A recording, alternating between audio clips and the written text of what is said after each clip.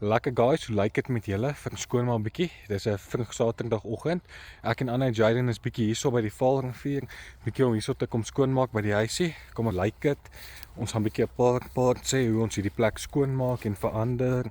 So ja, hierso is dit nogal stoom. Moet hierso bietjie met die weed eater gaan. Hierso is die badkamer en dan ja, net parking en goed. En yes.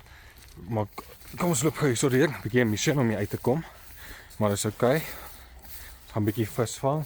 So hierdie hele badkamer moet ook gedoen word. Hierso skoon gemaak word, al die modder. Yes, julle sien. Nou hierso is die gangetjie, al hierdie kakkies moet weggaan. En dan yes, dan loop ons na hierso. Soos jy kan inkom. Daar's ons klein giant daaronder besig met die stokke. Hierso is die myn huis hierso. So ja, soos julle kan sien, baie modder, wat skoonmaakwerk, bed, alles wat hierin was gesteel. So ja, ons sal dit seker maar nou weer met jou tyd fix. Ja, hierdie plante, al hierdie goed moet hierso uitkom. Nou hierso is klein Jaden besig hierso om die stoep te, skoon te maak.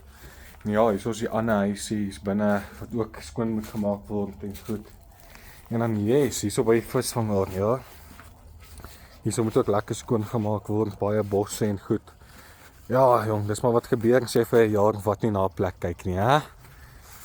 En dan lekker vuurmaakplek daarso of 'n pizza. Yes.